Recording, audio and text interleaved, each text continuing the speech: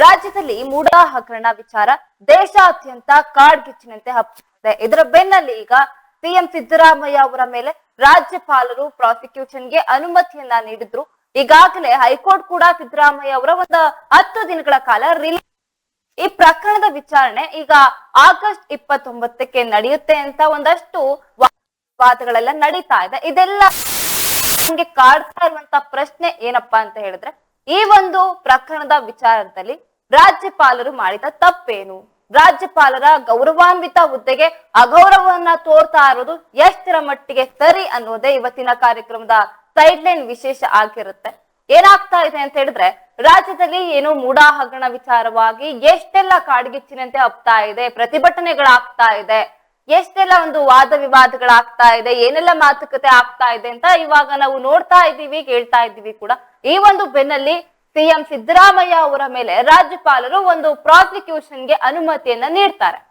ಈ ಒಂದು ಪ್ರಾಸಿಕ್ಯೂಷನ್ಗೆ ಅನುಮತಿಯನ್ನ ನೀಡಿದ ಕೂಡಲೇ ಹೈಕೋರ್ಟ್ ಕೂಡ ಸಿದ್ದರಾಮಯ್ಯ ಅವರ ಒಂದು 10 ದಿನಗಳ ಕಾಲ ರಿಲೀಫ್ ನೀಡುತ್ತೆ. ಇನ್ನ ಈ ಪ್ರಕರಣ ಆಗಸ್ಟ್ 29ಕ್ಕೆ ಮುಂದೂಡ್ತಾರೆ. ಇದೆಲ್ಲದರ ನಡುವೆ ಏನು ಇದೀಗ ರಾಜ್ಯಪಾಲರ ವಿರುದ್ಧ ಒಂದಷ್ಟು ಸಂಘರ್ಷ ನಡೀತಾ ಇರುವಂತದ್ದು, ಪ್ರತಿಭಟನೆ ನಡೀತಾ ಇರೋದು. ನಾವು ಕೇಳುವಂತ ಪ್ರಶ್ನೆ ಇಷ್ಟೇ, ಅವ್ರು ಮಾಡಿರುವಂತ ತಪ್ಪೇನು, ನೀವ್ ಯಾಕೆ ರಾಜ್ಯಪಾಲರ ಮೇಲೆ ಇಷ್ಟೊಂದು ಕಿಡಿಕಾರ್ತಾ ಇದ್ದೀರಿ, ಇಷ್ಟೊಂದು ಪ್ರತಿಭಟನೆಯನ್ನ ಅವರ ವಿರುದ್ಧ ಯಾಕೆ ಮಾಡ್ತಾ ಇದ್ದೀರಿ?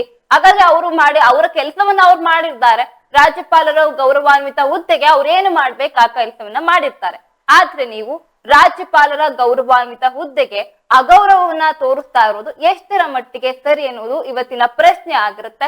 ಇದ್ರ ಬಗ್ಗೆ ಒಂದಷ್ಟು ಅತಿಥಿಗಳು ಸಹ ನಮ್ಮ ಜೊತೆ ಕಾರ್ಯಕ್ರಮದಲ್ಲಿ ಪಾಲ್ಗೊಳ್ತಾರೆ. ಏನಾಗ್ತಾ ಇದೆ ವಾತಾವರಣದಲ್ಲಿ ಆತರ ಒಂದಷ್ಟು ಚರ್ಚೆನ ಇವತ್ತು ಮಾಡ್ಬೇಕು ನಾವು. ಯಾಕಂತ ಹೇಳಿದ್ರೆ ರಾಜ್ಯಪಾಲರ ತಪ್ಪಾದ್ರೂ ಏನಿರುತ್ತೆ, ಅವರ ಕೆಲಸವನ್ನ ಅವ್ರು ಮಾಡಿರ್ತಾರೆ. ಮೂಡ ಪ್ರಕರಣದಲ್ಲಿ ಒಂದಷ್ಟು ತನಿಖೆ ಆಗ್ಬೇಕು ಅಂತ ಹೇಳಿದೆ ತಪ್ಪು ಅಂತ ಹೇಳೋದಾದ್ರೆ, ನೀವೇನಾದ್ರೂ ಆ ಒಂದು ಹುದ್ದೆಯಲ್ಲಿ ಇದ್ದಿದ್ರೆ ನೀವೇನ್ ಮಾಡ್ತಾ ಇದ್ರಿ? ನೀವ್ ಯಾವ ತರ ಈ ಒಂದು ವಿಚಾರವನ್ನ ಕೈಗೆತ್ತಿಕೊಳ್ತಾ ಇದ್ರಿ? ಯಾಕಂತ ಹೇಳಿದ್ರೆ 4,000 ಕೋಟಿ ಅಂತಂದ್ರೆ ಅದೇನೋ ಸಣ್ಣ ವಿಚಾರ ಅಲ್ಲ. ಇದನ್ನ ದೇಶಾದ್ಯಂತ ಮತ್ತೆ ರಾಜ್ಯಾದ್ಯಂತ ಒಂದು ಸುದ್ದಿ ಆಗಿರುತ್ತೆ. ಸರಿ, ಇವ್ರು ಮಾಡಿದ್ ಸರಿ, ಯಾಕೆ ನೀವು ಸಿಎಂ ಸಿದ್ದರಾಮಯ್ಯನವ್ರಿಗೆ ಪ್ರಾಸಿಕ್ಯೂಷನ್ಗೆ ಅನುಮತಿ ನೀಡಿದ್ರಿ ಅಂತ ನೀವು ಒಂದಷ್ಟು ಪ್ರಶ್ನೆಯನ್ನ ಕೇಳ್ತೀರಿ. ಅದು ಸರಿ, ನೀವು ಕೇಳುತ್ತಾ ಇರೋದು ತಪ್ಪು ಅಂತ ನಾವು ಹೇಳ್ತಾ ಇಲ್ಲ. ಆದ್ರೆ ಆ ಕೇಳೋದಕ್ಕೆ ಒಂದಷ್ಟು ರೀತಿ ನೀತಿ ಇರುತ್ತೆ.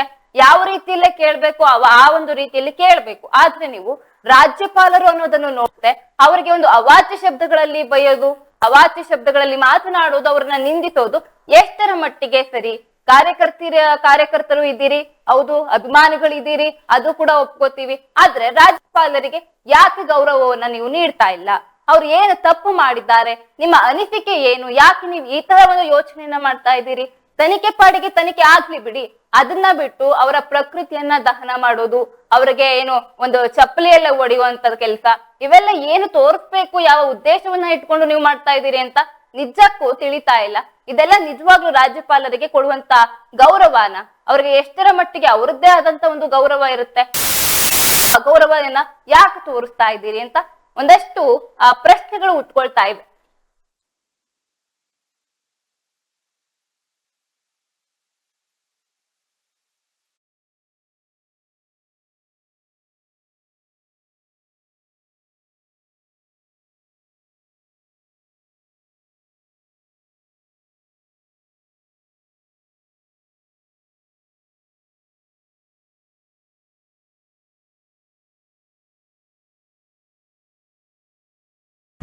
ಜನರಿಗೆ ಮನವರಿಕೆ ಮಾಡ್ತಕ್ಕಂಥ ಜವಾಬ್ದಾರಿ ನಮ್ದು.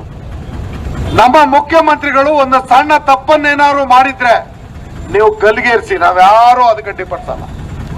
ಒಂದು ಗುಂಡು ಸೂಜಿ ಕತ್ತಿದ್ರು ಸರಿ, ಅವ್ರಿಗೆ ನೀವು ಯಾವ ಶಿಕ್ಷೆ ಕೊಟ್ಟರು ನಾವು ತಲೆಬಾಗ್ತಾ ಇರೋ.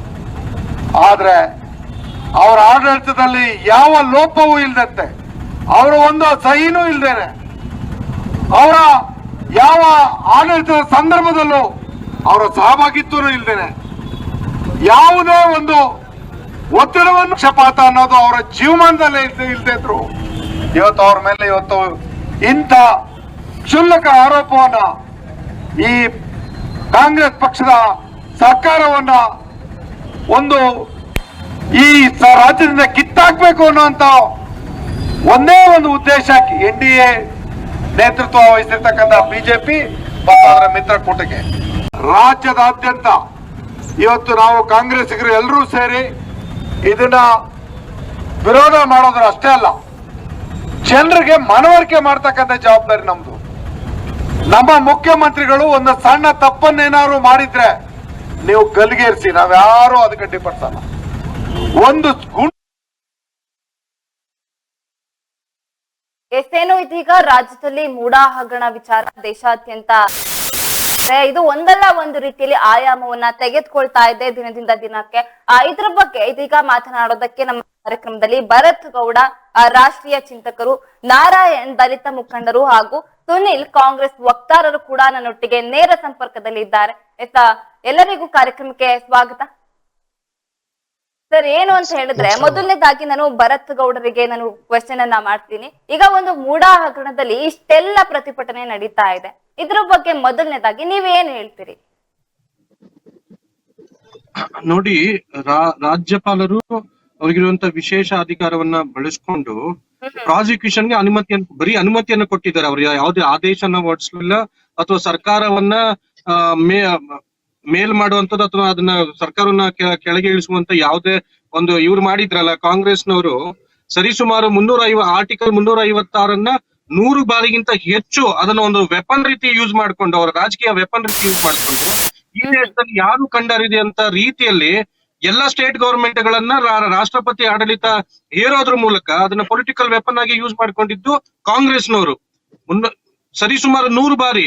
ಅದರಲ್ಲಿ ಮಾನ್ಯ ಇಂದಿರಾ ಗಾಂಧಿ ಅವರೇ 50 ಬಾರಿ ಆರ್ಟಿಕಲ್ 356 ಯೂಸ್ ಮಾಡಿಕೊಂಡು ರಾಷ್ಟ್ರಪತಿ ಆಡಳಿತನ ಹೇರಿ ಅಲ್ಲಿರುವಂತ ಏನು ಪ್ರಾದೇಶಿಕ ಪಕ್ಷಗಳ ಅಧಿಕಾರವನ್ನ ಮತ್ತೆ ಅಲ್ಲಿದ್ದಂತ ರಾಜ್ಯ ಸರ್ಕಾರಗಳನ್ನ ಬುಡಮೇಲು ಮಾಡುವಂತ ಕೆಲಸವನ್ನ ಮಾಡಿದ್ದು ಕಾಂಗ್ರೆಸ್ನವ್ರಿಗೆ ಇದು ಬಹಳ ಹಿಂದಿನಿಂದ ಬಂದಂತ ಒಂದು ಪರಿಪಾಠ. ಇದೇ ನಮ್ಮ ರಾಜ್ಯದಲ್ಲೇ ಮಾನ್ಯ ಯಡಿಯೂರಪ್ಪನವರ ವಿರುದ್ಧ ಕೂಡ ಏನು ಪ್ರಾಸಿಕ್ಯೂಷನ್ ಅನುಮತಿಯನ್ನು ಕೊಟ್ಟು ಹಂಸರಾಜ್ ಭಾರದ್ವಾಜ್ ಅವರು ಅವ್ರಿಗೇನು ಅದೊಂದು ವಿವೇಚನಾ ಅಧಿಕಾರ ಇದೆ ಅವರಿಗೆ, ರಾಜ್ಯಪಾಲರು ಅನ್ನೋದೊಂದು ಸಾಂವಿಧಾನಿಕ ಹುದ್ದೆ, ಅದಕ್ಕೆ ಒಂದು ಘನತೆ ಇದೆ, ಅದಕ್ಕೆ ಆದಂತ ಒಂದು ಗೌರವ ಇದೆ. ಇವರು ಪ್ರತಿಭಟನೆ ಮಾಡೋದು ಎಲ್ಲರ ಹಕ್ಕು, ಬಾಬಾ ಸಾಹೇಬ್ ಅಂಬೇಡ್ಕರ್ ಕೊಟ್ಟಿರುವಂತ ರೀತಿಯಲ್ಲಿ ಅವರ ಹಕ್ಕು. ಪ್ರತಿಭಟನೆ ಮಾಡ್ಲಿ, ಅದ್ರ ವಿರುದ್ಧ ಹೋರಾಡ್ಲಿ, ಆದ್ರೆ ಒಂದು ಗೌರವವನ್ನ ಕೊಡೋದ್ರ ಮೂಲಕ ಒಂದು ಆ ಸ್ಥಾನಕ್ಕೆ ಘನತೆಯನ್ನ ಎತ್ತಿ ಹಿಡಿಯುವ ಮೂಲಕ ಇವರು ಪ್ರತಿಭಟನೆಯನ್ನ ಮಾಡ್ಲಿ. ಅದಕ್ಕೆ ತನ್ನದಾದ ಹೈಕೋರ್ಟ್ ಇದೆ, ಸುಪ್ರೀಂ ಕೋರ್ಟ್ ಇದೆ. ಈ ದೇಶದಲ್ಲಿ ಕಾನೂನಿನ ನೆಲೆಗಟ್ಟಿನಲ್ಲಿ ಯಾವ ರೀತಿ ಹೋರಾಟ ಮಾಡ್ಬೇಕೋ ಮಾಡ್ಲಿ, ಯಾವುದು ತಪ್ಪಲ್ಲ. ಸಿದ್ದರಾಮಯ್ಯನವ್ರು ತಪ್ಪು ಮಾಡಿದಾರೋ ಮಾಡ್ಲಿಲ್ವೋ ಅದು ತನಿಖೆ ಮುಖಾಂತರ ಗೊತ್ತಾಗ್ಲಿ. ಸಿದ್ದರಾಮಯ್ಯನವರೇನು ಕಾನೂನಿನಿಂದ ಮೇಲೆ ಅಲ್ಲ, ಸಿಎಂ ಆಗಿದ ತಕ್ಷಣ ಕಾನೂನಿನ ಅವಧಿಯಲ್ಲಿ ಬರೋದಿಲ್ಲ, ಅದ್ರ ಅಡಿಯಲ್ಲಿ ಬರೋದಿಲ್ಲ, ಅವ್ರ ವಿರುದ್ಧ ಯಾವುದೇ ಪ್ರಾಸಿಕ್ಯೂಷನ್ ಮಾಡಬಾರ್ದು, ತನಿಖೆ ಮಾಡಬಾರ್ದು ಅಂತ ಏನಿಲ್ಲ. ಈಗ ಅದಕ್ಕೆ ಸರಿಯಾದಂತ ದಾಖಲೆಗಳನ್ನ ಅಬ್ರಾಮ್ ಆಗಿರ್ಬೋದು, ಇನ್ನಿಬ್ರು ಹೋಗಿ ಕೊಟ್ಟಿದ್ದಾರೆ. ಅದ್ರ ಮೂಲಕ ಪ್ರಾಸಿಕ್ಯೂಷನ್ಗೆ ಅನುಮತಿಯನ್ನು ಕೊಟ್ಟಿದ್ದಾರೆ. ಅದನ್ನ ಏನು ಸರಿ ಇದೆ ತಪ್ಪಿದೆ ಅದನ್ನ ಕೋರ್ಟ್ಗೆ ಹೋಗ್ಲಿ, ಕೋರ್ಟ್ ಅಲ್ಲಿ ಅದನ್ನ ಪ್ರಶ್ನೆ ಮಾಡ್ಲಿ, ಹೈಕೋರ್ಟ್ ಅಲ್ಲಿ ಆಗ್ಲಿಲ್ವಾ ಸುಪ್ರೀಂ ಕೋರ್ಟ್ಗೆ ಹೋಗ್ಲಿ, ಅವೆಲ್ಲ ಆಪ್ಷನ್ಸ್ ಇದೆ. ಅದು ಬಿಟ್ಟು ಯಾರು ರಾಜ್ಯವನ್ನ ನಡೆಸಬೇಕು, ಯಾರು ಆಡಳಿತವನ್ನು ನಡೆಸಬೇಕು, ಯಾರು ಅಧಿಕಾರವನ್ನ ನಡೆಸಬೇಕು, ರಾಜ್ಯವನ್ನ ಸುವ್ಯವಸ್ಥೆಯಲ್ಲಿ ಇಡಬೇಕು, ಅವರೇ ಕಾನೂನಿಗೆ ಭಂಗ ಬರೋ ರೀತಿಯಲ್ಲಿ ಪ್ರತಿಭಟನೆಗೆ ಬೀದಿಗಿಳಿತಾರಂದ್ರೆ ಇದು ಒಂಥರ ಹಾಸ್ಯಾಸ್ಪದ. ಕಾನೂನಿನಲ್ಲಿ ಎಲ್ಲಾ ರೀತಿಯ ಅವಕಾಶಗಳಿದೆ, ಕಾನೂನಿನಲ್ಲಿ ಎಲ್ಲಾ ರೀತಿಯ ಅವಕಾಶಗಳನ್ನ ಬಾಬಾ ಸಾಹೇಬ್ ಅಂಬೇಡ್ಕರ್ ಅವರ ಸಂವಿಧಾನದಲ್ಲಿ ಎಲ್ಲವನ್ನ ಕೊಟ್ಟಿದ್ದಾರೆ. ಆ ಕಾನೂನು ರೀತಿಯಲ್ಲಿ ಹೋಗ್ಲಿ. ಅದು ಬಿಟ್ಟು ಬೀದಿಗಿಳಿಯೋದು, ಟೈರ್ಗಳಿಗೆ ಬೆಂಕಿ ಹಂಚೋದು, ಒಬ್ಬ ಸಾಂವಿಧಾನಿಕ ಪೀಠದಲ್ಲಿರುವಂತ ಒಬ್ಬ ಘನತೆ ರಾಜ್ಯಪಾಲರ ಪ್ರತಿಕೃತಿಗಳನ್ನ ದಹನ ಮಾಡೋದು ಏಕವಚನದಲ್ಲಿ, ಈ ರೀತಿಯ ಒಂದು ಹೀನ ಸಂಸ್ಕೃತಿ ಇಡೀ ಯಾವ ಪ್ರಪಂಚದಲ್ಲಿ ಯಾವ ದೇಶದಲ್ಲೂ ಇಲ್ಲ, ಯಾವ ರಾಜ್ಯಗಳಲ್ಲೂ ಇಲ್ಲ. ನಮ್ಮ ರಾಜ್ಯದಲ್ಲಿ ಆಗ್ತಾ ಇರುವಂತ ರೀತಿ ಇದೆಯಲ್ಲ, ನುಗ್ಗಿ ರಾಜ್ಯಪಾಲರ ಭವನವನ್ನ ನುಗ್ಗಿ ರಾಜಭವನವನ್ನ ಬೆಂಕಿ ಇಡೋಣ, ಇವೆಲ್ಲ ಏನ್ರಿ ಅಸಹ್ಯ ಪಡುವಂತದ್ದು. ಇಡೀ ರಾಷ್ಟ್ರವೇ ಕರ್ನಾಟಕವನ್ನ ನೋಡಿ ಅಸಹ್ಯ ಪಡುವಂತ ರೀತಿಯಲ್ಲಿ ಪ್ರತಿಭಟನೆಗಳನ್ನ ಹೇಳಿಕೆಗಳು ಕೊಡ್ತಾ ಇದಾರಲ್ಲ, ಇವ್ರಿಗೆ ಮಾನ ಮರ್ಯಾದೆ ಇದೆಯಾ? ಒಂದು ಸಾಂವಿಧಾನಿಕ ಪೀಠಕ್ಕೆ ಗೌರವ ಕೊಡೋದು ಇದೇನಾ ಇವರು? ನಾವು ಸಂವಿಧಾನವನ್ನ ರಕ್ಷಣೆ ಮಾಡೋರು, ನಾವು ಬಾಬಾ ಸಾಹೇಬ್ರ ಹಿಂಬಾಲಕರು, ಅವರನ್ನ ನಾವು ಸದಾ ನೆನ್ಸ್ಕೋತೀವಿ ಅಂತ ಹೇಳೋರು ಒಂದು ರಾಜಭವನಕ್ಕೆ ಬೆಂಕಿ ಇಡ್ತೀನಿ ಅಂತ ಹೇಳಿಕೆ ಕೊಡ್ತಾರಲ್ಲ, ಇದನ್ನ ಪ್ರತಿಭಟಿಸೋಕೆ ಬಾಬಾ ಸಾಹೇಬ್ರನ್ನ ಯಾವಾಗ್ಲೂ ನಾವು ಬಾಬಾ ಸಾಹೇಬ್ರ ಹಿಂಬಾಲಕರು ಅಂತ ಹೇಳ್ಕೊಳ್ಳೋರು ಅದೆಲ್ಲ ಕಾಣೆ ಆಗಿದಾರೋ ಗೊತ್ತಿಲ್ಲ. ರಾಜಭವನಕ್ಕೆ ಅದ ಹೆಂಗ್ರಿ ಬೆಂಕಿ ಇಡಕ್ ಆಗ್ತದೆ? ಏನ್ರಿ ಇದೆಲ್ಲ? ಭರತ್ ಕೊಡೋರೆ, ನಿಮ್ಮನ್ನ ಮತ್ತೆ ನಾನು ಮಾತನಾಡ್ತೀನಿ. ಸುನಿಲ್ ಅವ್ರೆ, ನೀವೇನ್ ಹೇಳ್ತೀರಿ? ನೀವು ಮಾಡ್ತಾ ಇರುವಂತ ಪ್ರತಿಭಟನೆಯ ವೇ ಸರಿ ಇದೆಯಾ? ಹಾಗಾದ್ರೆ ಇದ್ರ ಬಗ್ಗೆ ನೀವೇನ್ ಮಾತಾಡ್ತೀರಿ? ಮೇಡಮ್ ಫಸ್ಟ್ ಆಫ್ ಆಲ್ ನಾನು ಹೇಳಕ್ ಏನ್ ಇಷ್ಟಪಡ್ತೀನಿ ಅಂದ್ರೆ ರಾಜ್ಯಪಾಲರು ಅನ್ನೋ ಒಂದು ಗೌರವ ಇದೆ. ಹಾಗೆ ನಮ್ಮ ರಾಷ್ಟ್ರಪತಿ ಮೇಲೆ ನಮಗೆ ಗೌರವ ಇದೆ. ಸರ್, ಯಾವ್ದೇ ಗೌರವ ಕಾರಣಕ್ಕೂ ಇದ್ರೆ ನಾವು- ವ್ಯಕ್ತಿಗೆ ಒಂದ್ ನಿಮಿಷ. ಆತರ ಯಾಕೆ ಅವಾಚ್ಯ ಶಬ್ದಗಳಿಂದ ಮಾತನಾಡುವುದು ಆತರ ಎಲ್ಲ ಯಾಕೆ ಮಾಡ್ಬೇಕು? ನಾನ್ ಬರ್ತೀನಿ ವಿಚಾರಕ್ಕೆ. ಹ್ಮ್. ಫಸ್ಟ್ ಆಫ್ ಆಲ್ ನೋಡಿ, ಇವತ್ತೇನು ಸಿದ್ದರಾಮಯ್ಯ ಸಾಹೇಬ್ರ ಬಗ್ಗೆ ಏನ್ ತನಿಖೆ ಆಗಿದ್ಯೋ ಅದೇ ಮೀಡಿಯಾದಲ್ಲೆಲ್ಲ, ನಿಮ್ಮ ಮೀಡಿಯಾದಲ್ಲಾಗ್ಲಿ, ಸ್ಟೇಟ್ ಮೀಡಿಯಾ ಚಾನೆಲ್ಸ್ ಎಲ್ಲ ಬರ್ತಾ ಇದೆ. ಕುಮಾರಸ್ವಾಮಿ ಅವ್ರ ಬಗ್ಗೆನು ತನಿಖೆ ಲೋಕಾಯುಕ್ತ ಚಾರ್ಜ್ ಶೀಟ್ ಸಲ್ಲಿಸಿರುವಂತದ್ದೇ. ಈಗ ನಮ್ಮ ರಾಜ್ಯಪಾಲರು, ಗಣಿತೋತ್ತರ ರಾಜ್ಯಪಾಲರು ಈಗ ನಮ್ಮ ಸಿದ್ದರಾಮಯ್ಯ ಅವರಿಗೆ ಪರ್ಮಿಷನ್, ಪ್ರಾಸಿಕ್ಯೂಷನ್ ಪರ್ಮಿಷನ್ ಕೊಟ್ಟಿರ್ತಾನೆ. ಅದೇ ತರ ಕುಮಾರಸ್ವಾಮಿ ಅವ್ರಿಗೂ ಪರ್ಮಿಷನ್ ಕೊಟ್ಟು ನೋಡ್ರಪ್ಪ ಇದ್ ಮಾಡಿ, ಎದು ತನಿಖೆ ಮಾಡಿ ಅಂತ ಏಕತೆಯಲ್ಲೇ ಕೊಡ್ಬೇಕಾಯ್ತು ಪರ್ಮಿಷನ್. ಯಾಕೆ ಕೊಟ್ಟಿಲ್ಲ?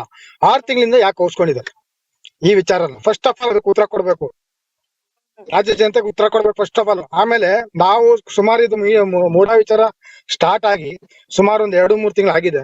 ಈ 15 ದಿನದಲ್ಲಿ ಬೆಳವಣಿಗೆ ನೋಡಿದ್ರೆ ಈಗ ನಮ್ಮ ಮರದಕಂಡ ಕಾಲೇಜ್ ಗ್ರೌಂಡ್ಸ್ ಅಲ್ಲಿ ಸೇರಿ ಜನ ನೋಡ್ಬೇಕು. ಸಿದ್ದರಾಮಯ್ಯ ಅವರು ಸಾಧಾರಣ ಮನುಷ್ಯ ಅಲ್ಲ, ಅವರು ಕರ್ನಾಟಕದ ಮನೆ ಮಗ. ಇದು ಫಸ್ಟ್ ಆಫ್ ಆಲ್ ಅರ್ಥ ಮಾಡ್ಕೋಬೇಕು. ಅಷ್ಟು ಜನಸಂಖ್ಯೆಯಲ್ಲಿ ಅಭಿಮಾನಿಗಳು ಬರ್ತಾರೆ ಅಂದ್ರೆ is not the common man. ಯಾಕೆ ಸಿದ್ದರಾಮಯ್ಯನೇ ಟಾರ್ಗೆಟ್, ಬೇರೆ ಯಾರು ಇಲ್ವಾ? Okay, ನೀವು- ನನ್ನದೊಂದು ಪ್ರಶ್ನೆ ಇದೆ. ನೀವು ಈಗ ಕುಮಾರಸ್ವಾಮಿ ಅವರ ವಿಚಾರವನ್ನ ಮಾತನಾಡ್ತಿದ್ದೀರಿ. ಅವರು ನಿನ್ನೆ ಒಂದು ಪ್ರೆಸ್ ಮೀಟ್ ಅಲ್ಲಿ ಹೇಳಿದ್ರು, ಅವರು ಸಹ ಒಂದಷ್ಟು ಸುಪ್ರೀಂ ಕೋರ್ಟ್ ಇಂದ ಕ್ಲೀನ್ ಚಿಟ್ ಅನ್ನ ತಂದಿರ್ತಾರೆ. ನೀವು ಆ ರೀತಿ ಯಾವ್ದಾದ್ರು ದಾಖಲೆ ತಂದಿದ್ದೀರಾ? ಅಲ್ಲ, ಈಗ ನೋಡಿ, ನಾವು ದಾಖಲೆ ತಂದಿದೀವಿ, ಕ್ಲೀನ್ ಚೀಟ್ ಅಂತ ಇನ್ನು ಬಂದಿಲ್ಲ. ತಂದಿದ್ರೆ ಅಂತ ಇನ್ನೂ ಏನು ಇದು ಬಂದಿಲ್ಲ ಕ್ಲಿಯರ್ ಆಗಿ. ಒಂದು, ನಾವು ದಾಖಲೆ ತರಬೇಕು, ನಾವು ಕಾನೂನು ಹೋರಾಟ ಮಾಡಕ್ ರೆಡಿ ಇದೀವಿ. ನಾವು ಈಗ ಮೂಢ ಹಗರಣ ಆಗಿದ ತಕ್ಷಣ ರಿಟೈರ್ಡ್ IAS ಆಫೀಸರ್ ತನಿಖೆನ ಆದೇಶ ಮಾಡಿದ್ವಿ. ಇವ್ರಿಗೆ ಅದು ಇದಿಲ್ಲ, ಚಿಂತೆ ಇಲ್ಲ ಅಂದ್ರೆ ಸುಮ್ನೆ ಈಗ ನೋಡಿ time waste, national time waste. ಈಗ ನಾವು ಸೇರ್ಸೋಷ್ಟು ಜನ ಸೇರ್ಸಕ್ಕಾಗಿತ್ತಾ? ಅಲ್ಲಿ ಯಾರು ಪೇಮೆಂಟ್ ಕೊಟ್ಕೊಂಡು ಜನ ಬಂದಿಲ್ಲ. ಸಿದ್ದರಾಮೋತ್ಸವದಲ್ಲಿ ಯಾರು ಪೇಮೆಂಟ್ ಕೊಟ್ಕೊಂಡು ಜನ ಬಂದಿಲ್ಲ. ಬಂದಿರೋದು ಸಿದ್ದರಾಮಯ್ಯನ ಒಬ್ಬ ಮನೆ ಮಗನಾಗಿ ಬಂದಿದ್ದಾರೆ. ಇದು ಜನತೆ ಕೊಡ್ತಾರೋ ಅವ್ರಿಗೆ ಆಶೀರ್ವಾದ. 136 ಸೀಟ್ ಬರಕ್ಕೆ DK ಸಾಹೇಬ್ರು ಕಾರಣ, ಸಿದ್ದರಾಮಯ್ಯ ಸಾಹೇಬ್ರು ಕಾರಣ. ಆಯ್ತ್ರಲ್ಲ, ಇದನ್ನ ಫಸ್ಟ್ ಅರ್ಥ ಮಾಡ್ಕೋಬೇಕು. ಫಸ್ಟ್ ರಾಜ್ಯಪಾಲರಾದವರು ಈ ಹೇಳಿಕೆಗಳು ತುಂಬಾ ನಗು ಬರೋ ತರ ಇದೆ. ದಯವಿಟ್ಟು ಹೇಳಿಕೆಗಳನ್ನ ಕೊಡ್ಬೇಕಾದ್ರೆ ಸರಿಯಾಗಿ ಹೇಳಿಕೆಗಳನ್ನ ಕೊಡ್ಲಿ. ಈಗ ನಾನ್ ನಾಳೆ ಒಂದು ಕೊಲೆ ಮಾಡ್ತೀನಪ್ಪ, ನಾಳೆ ಒಂದು ಕೊಲೆ ಮಾಡ್ಬಿಡ್ತೀನಿ. ನಾನ್ ಕೊಲೆ ಮಾಡ್ಬಿಟ್ಟು ನಾನೊಂದು 10,000 ಜನ ನನ್ನ ಮನೆ ಮುಂದೆ ಸೇರಿಸ್ತೀನಿ. ಒಂದು ಯಾವ್ದೋ ಒಂದು ನನ್ನ ಮನೆ ಮುಂದೆ ಇರುವಂತ ಒಂದು ಗ್ರೌಂಡ್ ಅಲ್ಲಿ ಸೇರಿಸ್ಬಿಟ್ಟು ಇವರೆಲ್ಲ ಕೊಲೆ ಮಾಡ್ಲಿಲ್ಲ, ಕೊಲೆ ಮಾಡಕ್ಕೆ ಇವ್ರು ಸಾಧ್ಯನೇ ಇಲ್ಲ, ಇವ್ರು ನಮ್ಮ ಮಣ್ಣಿನ ಮಗ, 10,000 ಜನ ಸೇರಿದ್ದಾರೆ, ಇವ್ರು ಯಾವ್ದೇ ತಪ್ಪು ಮಾಡ್ಲಿಲ್ಲ ಅಂದ ತಕ್ಷಣ ಅದು ಕಾನೂನು ಡಿಸೈಡ್ ಮಾಡ್ತದ? ಸಾಕ್ಷ್ಯಾಧಾರಗಳ ಮೂಲಕ ಕಾನೂನು ಡಿಸೈಡ್ ಮಾಡ್ತದ? ಇದನ್ನ ದಯವಿಟ್ಟು ಮಾತಾಡಬೇಕಾದ್ರೆ ಸಮಾವೇಶ ಮಾಡಿದ ತಕ್ಷಣ ಇವರು ತುಂಬಾ 10,000 ಜನ ಇವ್ರ ಪರವಾಗಿ ಸೇರ್ಬಿಟ್ಟಿದ್ದಾರೆ, ಇವ್ರು ಕ್ಲೀನ್ ಚಿಟ್ ಕೊಟ್ಬಿಡಿ, ಜನ ನೋಡ್ಬಿಟ್ಟು ಕ್ಲೀನ್ ಚಿಟ್ ಕೊಡೋ ಎಂತ ಹಾಸ್ಯಾಸ್ಪದ ಹೇಳಿಕೆಗಳನ್ನು ಕೊಡ್ತಾ ಇದ್ದೀರಾ? ನಮ್ ಸ್ನೇಹಿತರು ಭರತ್ ಅವ್ರು ಹೇಳ್ದಂಗೆ ಇಲ್ಲಿ ಕೊಲೆ ಮಾಡೋದ್ ಕೇಸ್ ಬೇರೆ, ನಾವ್ ಮಾತಾಡ್ತಾ ಇರೋದು ಮೂಢ ಹಗರಣದ ಬಗ್ಗೆ. ನೀವ್ ಯಾಕೆ ಬೇರೆ ಬೇರೆ ಯಾಕೆ ಲಿಂಕ್ ಮಾಡ್ತಾ ಇದ್ದೀರಾ?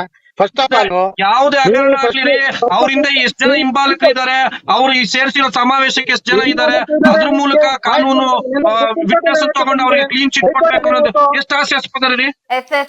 ಭರತ್ಕೊಂಡ ಸುನಿಲ್ ಒಂದ್ ನಿಮಿಷ, ಈಗ ನಾನು ನಾರಾಯಣ ಅವ್ರನ್ನ ಮಾತನಾಡ್ತೀನಿ. ನಾರಾಯಣ್, ಭರತ್ ಕೂಡ ಮತ್ತೆ ಸುನಿಲ್ ಅವರು ಮಾತನಾಡೋದನ್ನ ಖುಷಿಯಾಗಿ ಕೇಳಿಸ್ಕೊಂಡಿರ್ತೀರಿ. ಏನ್ ಹೇಳ್ತೀರಿ ಇದ್ರ ಬಗ್ಗೆ? ಕೇಳ್ತಾ ಇದೆಯಲ್ಲ ಮೇಡಮ್? ಕೇಳಿಸ್ತಾ ಇದೆ. ಕೇಳಿಸ್ತಾ ಇದೆಯಲ್ಲ? ಈಗ ರಾಜ್ಯಪಾಲರ ಹುದ್ದೆ ಅನ್ನೋದು ಒಂದು ಸಾಂವಿಧಾನಿಕವಾದ ಹುದ್ದೆ. ಹೌದು, ಅದನ್ನ ನಾವು ಬಹಳ ಗೌರವಿಸ್ಬೇಕಾದ ಹುದ್ದೆ. ಆ ಒಂದು ಸ್ಥಾನದಲ್ಲಿ ಕೂರ್ತಕ್ಕಂತ ವ್ಯಕ್ತಿನೂ ಸಹ ಅಷ್ಟೇ ಗೌರವವಾಗಿರ್ತಕ್ಕಂತ ವ್ಯಕ್ತಿ ಆಗ್ಬೇಕು. ನಿಜ. ಯಾವುದೇ ಪಕ್ಷದ ಪರವಾದ ವ್ಯಕ್ತಿ ಆಗ್ಬಾರ್ದು ಅದು. ಈಗ ಮಾನ್ಯ ಘನತವೆತ್ತ ರಾಜ್ಯಪಾಲರು, ನಾವು ಸಂಬೋಧನೆ ಮಾಡುವಾಗ ಘನತವೆತ್ತ ರಾಜ್ಯಪಾಲರು ಅಂತಾನೆ ಸಂಬೋಧನೆ ಮಾಡೋದು. ಇವತ್ತು ಅವರಲ್ಲಿ ನಡೆ ಏನ್ ಅನ್ನಿಸ್ತಾ ಇದೆ ಅಂತಂದ್ರೆ, ಯಾವುದೋ ಒಬ್ಬ ರಾಷ್ಟ್ರೀಯ ಪಕ್ಷದ ಒಬ್ಬ ಗುಲಾಮರ ರೀತಿ ವರ್ತನೆ ಮಾಡ್ತಾ ಇದೆಯಲ್ಲ, ಅದು ಖಂಡಿಸ್ತಾ ಇರೋದು ನಾವು. ಯಾಕೆ ಅಂತಂದ್ರೆ, ಸಿದ್ದರಾಮಯ್ಯನವರ ಹಗರಣಕ್ಕೂ ಮುನ್ನ HD ಕುಮಾರಸ್ವಾಮಿ ಅವರ ಹಗರಣದ ಬಗ್ಗೆ SIT ಅವರು ಪ್ರಾಸಿಕ್ಯೂಷನ್ಗೆ ಅನುಮತಿಯನ್ನ ಕೇಳಿದ್ದಾರೆ. ಹೌದು. ಆದ್ರೆ ರಾಜ್ಯಪಾಲರು ಆ ಫೈಲ್ ನ 10 ತಿಂಗಳಾಗಿದೆ. 10 ತಿಂಗಳಿಂದನೂ ಆ ಫೈಲ್ ನ ಒಳಗಡೆನೆ ಇಟ್ಕೊಂಡು ಆ ನಂತರ ಕೊಟ್ಟಂತ ಫೈಲ್ ಅನ್ನ ಪ್ರಾಸಿಕ್ಯೂಷನ್ಗೆ ಅನುಮತಿ ಕೊಡ್ಲಿಕ್ಕೆ ಅವರು ಮುಂದೆ ಬಂದಿದ್ದಾರೆ ಅಂತಂದ್ರೆ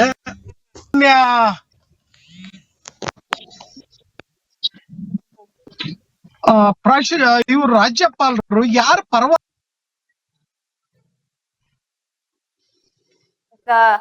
ಕಾಂಗ್ರೆಸ್ ವಕ್ತಾರರಾದಂತ ಸುನೀಲ್ ಅವ್ರು ಏನೋ ಹೇಳ್ತಾ ಇದ್ರಿ.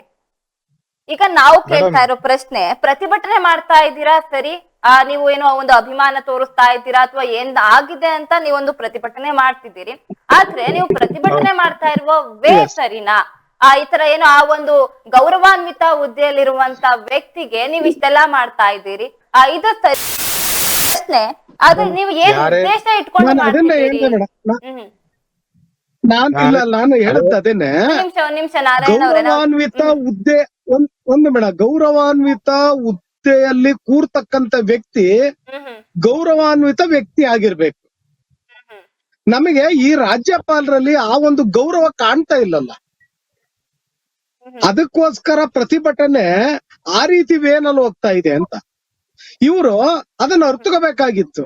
ಈ ರಾಜ್ಯದ ರಾಜ್ಯಪಾಲರು ಅರ್ಥಕೋಬೇಕಾಗಿತ್ತು. ಯಾಕೆ ಅಂತಂದ್ರೆ ಇವತ್ತು ನಡೀತಕ್ಕಂತ ಅರಾಜಕತೆಯನ್ನ ಸೃಷ್ಟಿ ಮಾಡಿರ್ತಕ್ಕಂಥವ್ರೆ ರಾಜ್ಯಪಾಲರು. ಕಳೆದ 10 ತಿಂಗಳ ಹಿಂದಿನ ಕುಮಾರಸ್ವಾಮಿ ಅವರ ಹಗರಣವನ್ನ ಅನುಮತಿ ಕೊಟ್ಟಿದ್ರೆ ಇವತ್ತು ಸಿದ್ದರಾಮಯ್ಯನವರ ಪ್ರಾಸಿಕ್ಯೂಷನ್ ಅನುಮತಿಯನ್ನ ಪ್ರಶ್ನೆ ಮಾಡ್ತಿರ್ಲಿಲ್ಲ ಯಾರು. ಯಾಕೆ ಅದನ್ನ ಒಳಗಿಟ್ಕೊಂಡು ಇದನ್ನ ಯಾಕೆ ಹೊರಗೆ ತೆಗಿತಾ ಇದಾರೆ? ಹೌದಲ್ವಾ? ಹೌದು. ಇದಕ್ಕೆ ಏನ್ ಹೇಳ್ತೀರಾ ಸುನಿಲ್ ಅವರೇ ನೀವು? ಹಲೋ ಕೇಳಿಸ್ತಾ ಇದೆ ಮೇಡಮ್, ಅದನ್ನೇ ನಾನು ಹೇಳ್ತಾ ಇರೋದು. ಯಾವತ್ತು ಯಾರೇ ಒಂದು ಗೌರವಯುತ ಸ್ಥಾನ ಕೂತ ಮೇಲೆ ಅದಕ್ಕೆ ಹೋಗೋದು ಬಹಳ ಕಷ್ಟ ಇದೆ. ಆ ಸ್ಥಾನಕ್ಕೆ ಹೋದ್ಮೇಲೆ ಎಲ್ಲ ಈಕ್ವಲ್ ಆಗಿ ನೋಡ್ಕೊಂಡು ಏನಿದೆ ಕಾನೂನು ರೀತಿ ಆ ಚೌಕಟ್ಟಲ್ಲಿ ಅದು ಪ್ರಜಾಪ್ರಭುತ್ವದಲ್ಲಿ ಸಿಕ್ಕಿರುವಂತ ಒಂದು ಸ್ಥಾನ, ಆ ಗೌರವ ತಕ್ಕಂಗೆ ನಾವು ಯಾರೇ ಕೂತ್ಲಿ ಅದು ನಡಿಬೇಕು. ಒಬ್ರಿಗೊಂದ್ ನ್ಯಾಯ, ಇನ್ನೊಬ್ರಿಗೊಂದ್ ನ್ಯಾಯ ಮಾಡ್ಬಾರ್ದು. ಯಾರು ಒಬ್ರಿಗೆ ಒಂದ್ ನ್ಯಾಯ ಇನ್ನೊಬ್ರಿಗೆ ಇನ್ನೊಂದ್ ನ್ಯಾಯ ಮಾಡ್ತಾ ಇದ್ರೆ ಸುನಿಲ್ ಅವರೇ? ಗವರ್ನರ್ ಅವ್ರು ಮಾಡಿದ್ದಾರೆ ಮೇಡಮ್, ಗವರ್ನರ್ ಅವ್ರು ಮಾಡಿದ್ದಾರೆ, ರಾಜ್ಯಪಾಲರು ಮಾಡಿದ್ದಾರೆ. ಹೇಗೆ ಹೇಳ್ತೀರಿ ನೀವು ಗವರ್ನರ್ ಮಾಡಿದ್ದಾರೆ? ನಮ್ಮ ಸ್ನೇಹಿತರು ನಾರಾಯಣ ಸರ್ ಹೇಳಿದಂಗೆ ನೋಡಿ, ಅವರು 10 ತಿಂಗಳಿಂದ ಉಳ್ಕೊಂಡಿದ್ದನ್ನ ಇವತ್ತಿನವರೆಗೂ ಅವ್ರು ಎತ್ತುತ್ತಾ ಇಲ್ಲ ವಿಚಾರ.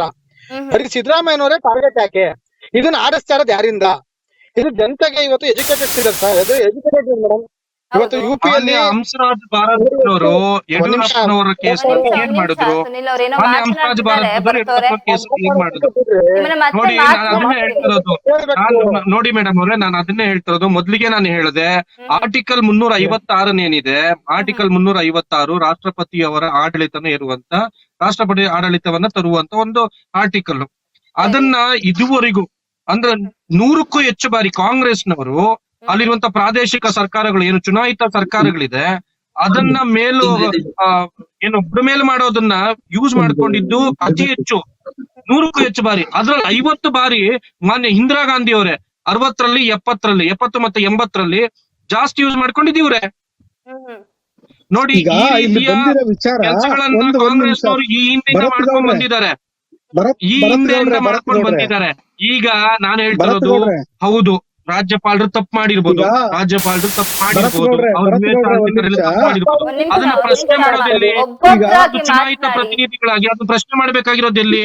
ಹಾದಿ ಬೀದಿಗಳಲ್ಲಿ ಸರ್ಕಾರವನ್ನು ನಡೆಸಬೇಕಾಗಿರೋರೆ ಹಾದಿ ಬೀದಿಗೆ ಇಳಿದ್ಬಿಟ್ಟು ಇದೆಯಲ್ಲ ಕಾನೂನು ರೀತಿಯಲ್ಲಿ ಹೇಗ್ ಹೋಗ್ಬೇಕು ಆ ರೀತಿ ಹೋಗ್ಬೇಕಾಗಿತ್ತು. ಅದು ಬಿಟ್ಟು ಹಾದಿ ಬೀದಿಯಲ್ಲಿ ಪ್ರತಿಭಟನೆ ಮಾಡೋದು, ರಾಜ್ಯಪಾಲರ ಸ್ಥಾನಕ್ಕೆ ಗೌರವ ಕೊಡದೆ ಏಕವಚನದಲ್ಲಿ ಮಾಡೋದು, ರಾಜಭವನ ಬೆಂಕಿ ಹಾಕ್ತೀವಿ ಅನ್ನೋದು, ಇದು ಯಾವ ಸಂಸ್ಕೃತಿಯನ್ನು ತೋರಿಸ್ತಾ ಇದೆ?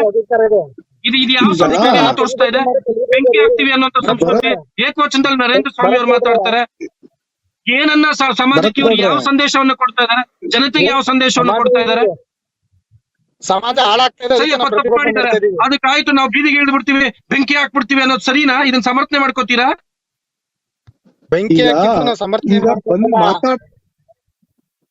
ಮಾತಾಡ್ತಕ್ಕಂತ ವಿಚಾರ ಏನಂತಂದ್ರೆ, ಮಾತನಾಡ್ತಕ್ಕಂತ ವಿಚಾರ ಹಿಂದೆ ಇಂದಿರಾ ಗಾಂಧಿ ಅವರು ಸಂವಿಧಾನಕ್ಕೆ ತಿದ್ದುಪಡಿ ಕೊಟ್ಟದ್ದೋ ಇನ್ನೊಂದು ಅದಲ್ಲ.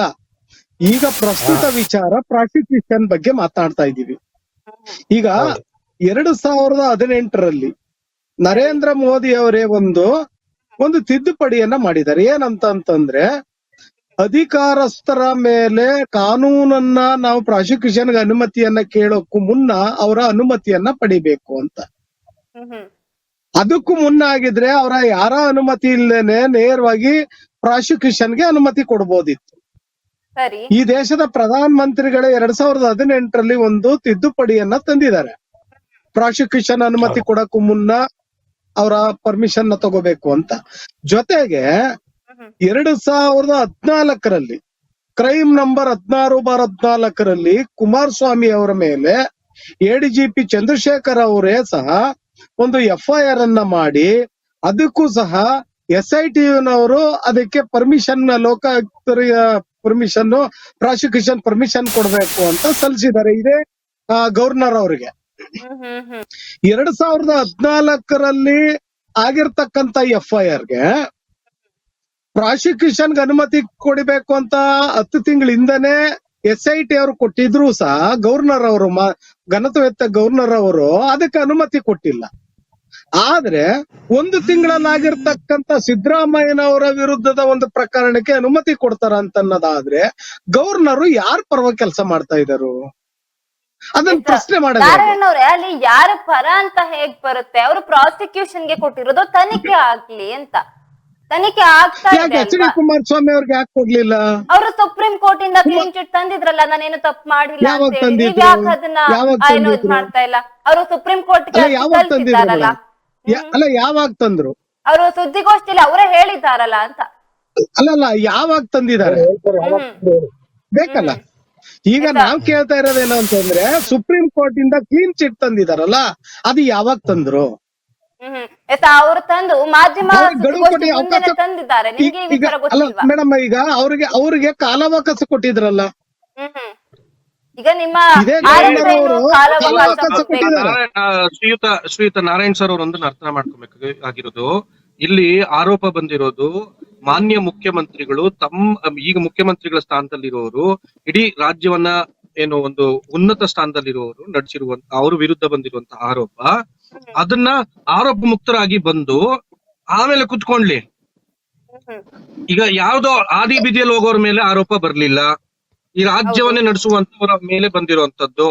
ಸೊ ಅದಕ್ಕೆ ಪ್ರಾಸಿಕ್ಯೂಷನ್ ಅನ್ನ ಕೊಡುವಂತ ವಿವೇಚನಾಧಿಕಾರ, ಯಾಕಂದ್ರೆ ಅವರ ನಂತರ ರಾಜ್ಯಪಾಲರ ನಂತರ ಇಡೀ ರಾಜ್ಯಕ್ಕೆ ಒಂದು ಮುಖ್ಯ ಸ್ಥಾನದಲ್ಲಿ ಇರ್ಬೇಕಾಗಿರೋರು ಮುಖ್ಯಮಂತ್ರಿಗಳು. ಅವ್ರ ಮೇಲೆ ಒಂದು ಏನು ಆರೋಪ ಬಂದಿದೆ, ಆ ಆರೋಪಕ್ಕೆ ಸರಿಯಾದಂತ ದಾಖಲೆಗಳನ್ನು ಯಾವ 3 ಜನ ಅವರ ವಿರುದ್ಧ ಆರೋಪವನ್ನ ಮಾಡಿದ್ದಾರೆ, ಪ್ರಾಸಿಕ್ಯೂಷನ್ಗೆ ಅನುಮತಿಯನ್ನ ಕೇಳಿದ್ದಾರೆ, ಅವರು 3 ಜನ ಅದಕ್ಕೆ ಸರಿಯಾದಂತ ದಾಖಲೆಗಳನ್ನ ಮಾನ್ಯ ರಾಜ್ಯಪಾಲರಿಗೆ ಕೊಟ್ಟಿದ್ದಾರೆ. ಮತ್ತೆ ರಾಜ್ಯಪಾಲರು ಕೂಡ ಏಕಾಏಕಿ ತರಾತುರಿಯಲ್ಲಿ ಏನು ಅವರ ಮೇಲೆ ಪ್ರಾಸಿಕ್ಯೂಷನ್ಗೆ ಅನುಮತಿಯನ್ನ ಕೊಟ್ಟಿಲ್ಲ. ಅವರು ಕೂಡ ಶೋಕಾಸ್ ನೋಟಿಸ್ ಅನ್ನ ಕೊಟ್ಟು ಅದಕ್ಕೆ ಕಾರಣವನ್ನ ಕೇಳಿದ್ದಾರೆ.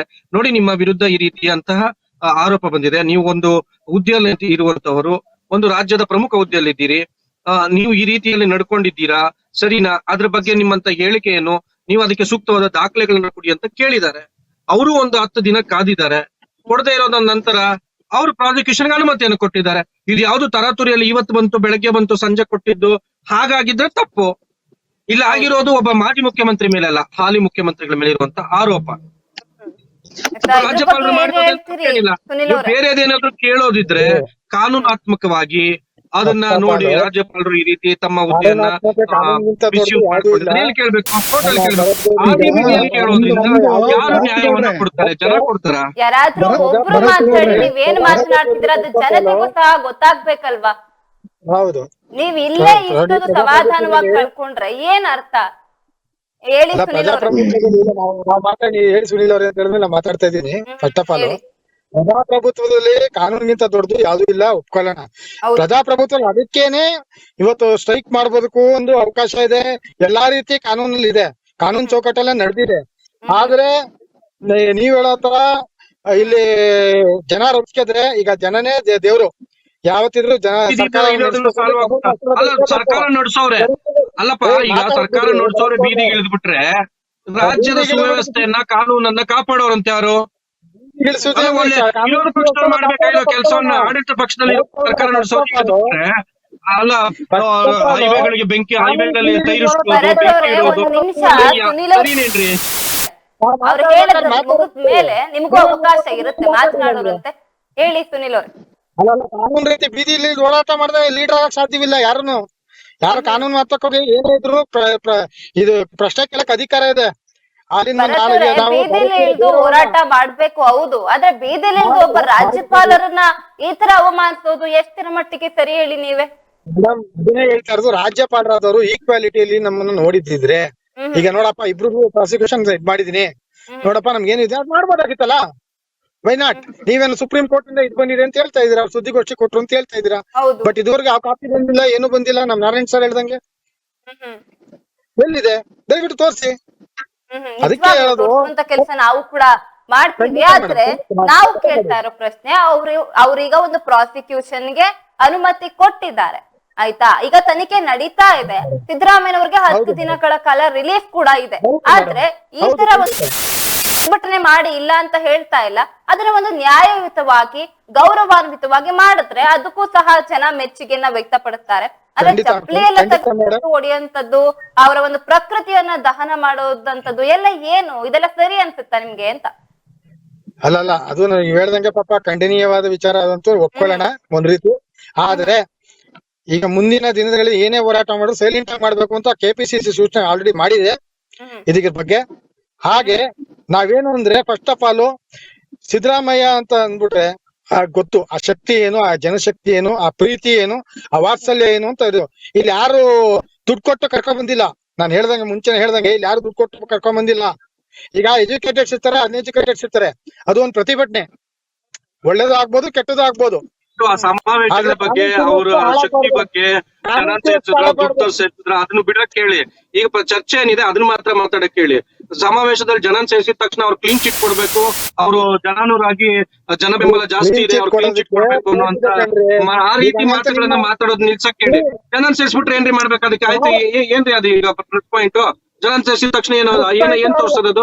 ಅಲ್ಲಿಗೆ ಜನ ಇದಾರೆ, ಅವ್ರ ಮೇಲೆ ಯಾವುದೇ ಪ್ರಾಸಿಕ್ಯೂಷನ್ ಅನುಮತಿಯನ್ನು ಕೊಡಬಾರ್ದು, ಕಾನೂನು ರೀತಿಯಲ್ಲಿ ಅವ್ರಿಗೆ ಯಾವುದೇ ರೀತಿಯಾದಂತ ಮಾತನಾಡಿ ಇಬ್ರು ಮಾತನಾಡಿದ್ರೆ ಏನ್ ಹೇಳ್ಬೇಕು, ಹೇಳಕ್ ಕೊಡ್ತಿದ್ದೀರಾ ಅಂತ ಯಾರಿಗೂ ಅರ್ಥ ಆಗೋದಿಲ್ಲ. ಒಬ್ರಾದ್ಮೇಲೆ ಒಬ್ರು ಮಾತನಾಡಿ ನೀವ್ ಏನ್ ಅನ್ಕೊಂಡಿದ್ದೀರಾ, ನಿಮ್ಗೆ ಏನ್ ಅನಿಸ್ತಾ ಇದೆ ಅದನ್ನ ಒಬ್ರಾದ್ಮೇಲೆ ಒಬ್ರು ಹೇಳ್ಬೇಕಲ್ವಾ? ಬಹಳ ಉದ್ಯೋಗದಲ್ಲಿ ಇದೆ ಪಾಪ ಅವರು. ನಾರಾಯಣ ಅವ್ರೆ, ನೀವೇನ್ ಹೇಳ್ತೀರಿ ಇದ್ರ ಬಗ್ಗೆ? ಮೇಡಮ್, ಈಗ ರಾಜ್ಯಪಾಲರಿಗೆ ಅವಮಾನ ಆಗುತ್ತೋ, ಬೀದಿಲಿ ನಿಂತ್ಕೊಂಡು ಆಡಳಿತ ಪಕ್ಷದವರು ಹೋರಾಟ ಮಾಡ್ತಾ ಇದಾರೆ ಅಂತ ಏನ್ ಹೇಳ್ತಾ ಇದ್ದಾರೆ, ಆರೋಪಗಳು ಮಾಡ್ತಾ ಇದಾರ. ಕೆಲವು ಸಂದರ್ಭಗಳಲ್ಲಿ ಆಡಳಿತ ಪಕ್ಷ ಆಗ್ಲಿ ವಿರೋಧ ಪಕ್ಷವಾಗ್ಲಿ ಬೀದಿಗಿಳಿದು ಹೋರಾಟ ಮಾಡ್ಲೇಬೇಕಾಗ್ತದೆ. ಜೊತೆಗೆ ಗವರ್ನರ್ ಆಗ್ಲಿ ಪ್ರೆಸಿಡೆಂಟ್ ಆಗ್ಲಿ ಪ್ರಧಾನ ಮಂತ್ರಿಗಳಾಗ್ಲಿ ಜನವಿರೋಧಿ ನೀತಿಯನ್ನ ಅನುಸರಿಸೋ ಸಂದರ್ಭ ಬಂದಾಗ ಆ ರೀತಿಯ ಹೋರಾಟಗಳು ಅನಿವಾರ್ಯ ಆಗ್ತದೆ. ಉದಾಹರಣೆಗೆ ಬಾಂಗ್ಲಾದೇಶವನ್ನ ನೋಡಿ, ಒಬ್ಬ ಪ್ರಧಾನಿಯ ಅವೈಜ್ಞಾನಿಕ ನೀತಿಯನ್ನ, ಜನವಿರೋಧಿ ನೀತಿಯನ್ನ ಪ್ರಶ್ನೆ ಮಾಡಿ ಪ್ರಧಾನ ಮಂತ್ರಿಗಳ ನಿವಾಸಕ್ಕೆ ನುಗ್ಗಿದಂತ ಪ್ರಜೆಗಳನ್ನ ನಾವು ನೋಡಿದ್ದೇವೆ.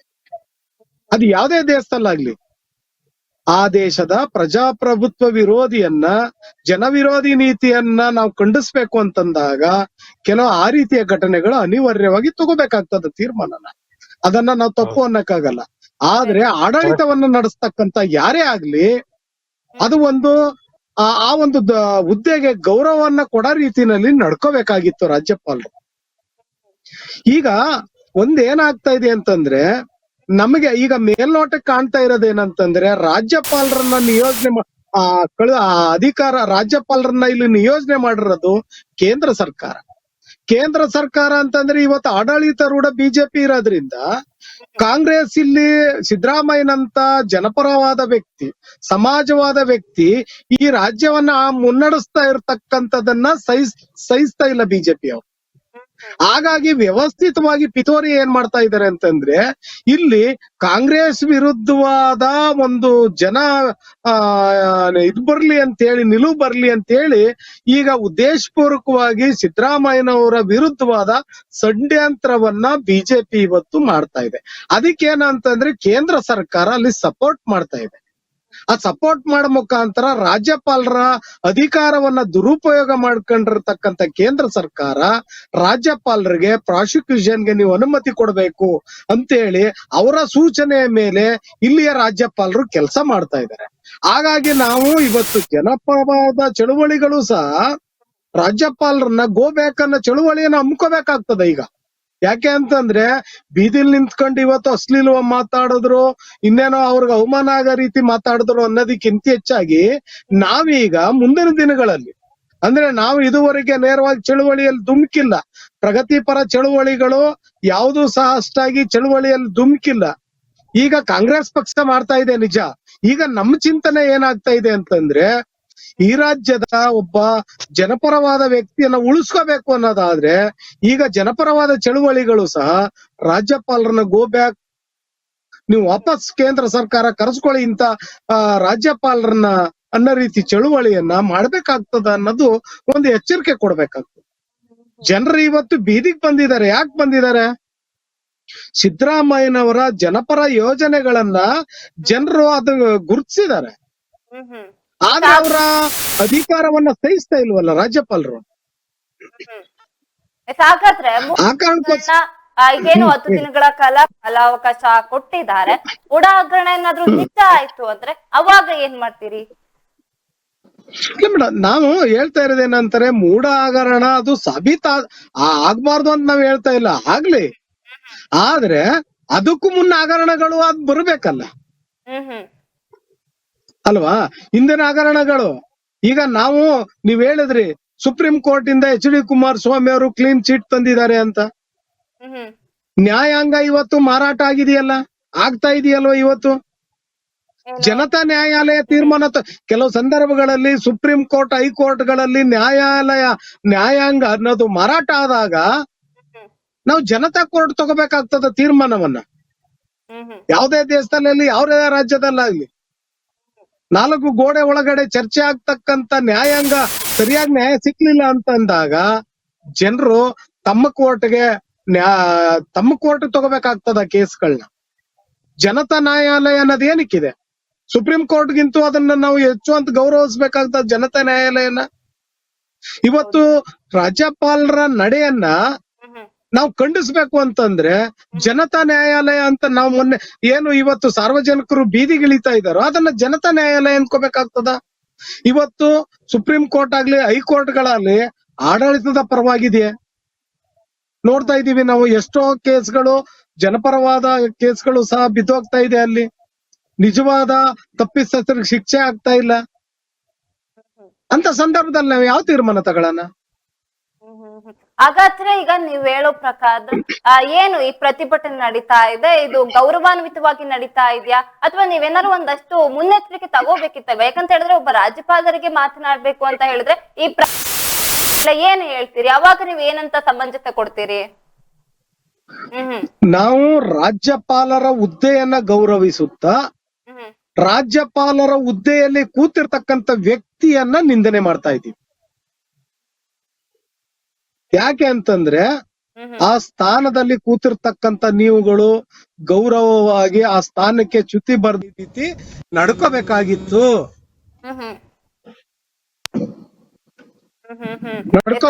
ನಾರಾಯಣ ಅವ್ರೆ, ನಂದೊಂದು ಪ್ರಶ್ನೆ. ನೀವೊಬ್ಬ ದಲಿತ ಮುಖಂಡರಾಗಿ ದಲಿತ ರಾಜ್ಯಪಾಲರಿಗೆ ಈ ತರ ಅವಮಾನ ಆಗೋದನ್ನ ನೀವು ಒಪ್ಕೋತೀರಾ? ಹಾಗಾದ್ರೆ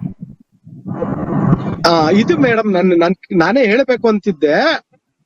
ಇವತ್ತು ಏನಾಗ್ತಾ ಇದೆ ಅಂತಂದ್ರೆ ದೇಶದಲ್ಲಿ ದಲಿತ ರಾಜಕಾರಣವನ್ನ ಮಟ್ಟ ಹಾಕ್ಲೇಬೇಕು ಅನ್ನುವುದು ಬಿಜೆಪಿಯ ಒಂದು ತಂತ್ರಗಾರಿಕೆ ಆಗಿದೆ. ಈಗ ಕಳೆದ ಒಂದು ಅವಧಿನಲ್ಲಿ ಒಂದೇ ನಿಮಿಷ ಸರ್, ಒಂದೇ ನಿಮಿಷ ಮಾತಾಡ್ತೀನಿ. ಒಂದೇ ನಿಮಿಷ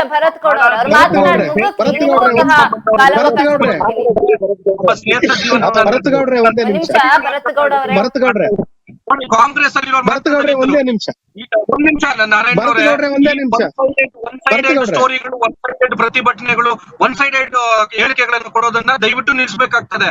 ದಲಿತರು ಯಾವುದೇ ಪಕ್ಷದಲ್ಲಿ ದಲಿತರೇ. ಭರತ್ ಗೌಡ್ರೆ ಒಂದು ಉದಾಹರಣೆ ಕೊಟ್ಟು ಬರ್ತೀನಿ ನಾನು. ಒಂದೆರಡು ಉದಾಹರಣೆಗಳು ಕೊಡಕ್ ಪ್ರಯತ್ನ ಮಾಡ್ತೀನಿ ನೋಡಿ. ಬಿಜೆಪಿ ಸರ್ಕಾರ ಪಕ್ಷ ಏನ್ ಮಾಡ್ತಾ ಇದೆ ಅಂತಂದ್ರೆ ಒಂದ್ ನಿಮಿಷ ಭರತ್ ಗೌಡ ಅವ್ರೆ, ಒಂದೇ ಒಂದೇ ಭರತ್ ನಿಮಿಷ ಗೌಡ್ರೆ. ಅವ್ರು ಮಾತನಾಡಿ ಮುಗಿಸ್ಲಿ. Let's stick to the point. Let's stick to the agenda. Let's stick to the ನೀವ್ discussion. ಮಾತಾಡ್ಬಿಡಿ, ನಾನ್ ಮಾತಾಡ್ತೀನಿ. Let's stick to the ಈಗ discussion. ನಾನ್ ಸುತ್ತಿ ಬಳಸಿ ಈಗ ನಾನ್ ಮಾತಾಡಿದ ನಂತರ ಮಾತಾಡಿ. ಈಗ ರಾಜ್ಯಪಾಲರು ಒಬ್ಬ ದಲಿತರು, ಒಬ್ಬ ದಲಿತ ರಾಜ್ಯಪಾಲರು, ನಾನ್ ಮಾತಾಡಿದ ನಂತರ ಮಾತಾಡಿ ದಯಮಾಡಿ. ರಾಜಕಾರಣಿ ಇವತ್ತು ರಾಜ್ಯಪಾಲರಾಗಿ ಬಂದಿದ್ದಾರೆ, ಅವರೊಬ್ಬ ದಲಿತರು. ಸೊ ಇಲ್ಲಿ ಈ ದಲಿತ ರಾಜ್ಯಪಾಲರ ಮೇಲೆ ಆದಂತ ಮಾತಿನ ಏನೋ ಮಾತಿನ ವಾಗ್ವಾದ ಇರ್ಬೋದು, ವಾಗ್ಯುದ್ಧ ಆಗ್ಬೋದು, ಅವರನ್ನ ಬಳಸಿದಂತ ಪದಗಳು. ಭರತ್ ಗೌಡ್ರೆ ಒಂದೇ ನಿಮಿಷ, ನಾನ್ ಮಾತಾಡಿದ ನಂತರ ಮಾತನಾಡಿ. ಈಗ ನನಗೆ ಅವಕಾಶ ಕೊಟ್ಟಿದ್ದಾರೆ ಮಾತನಾಡಕ್ಕೆ.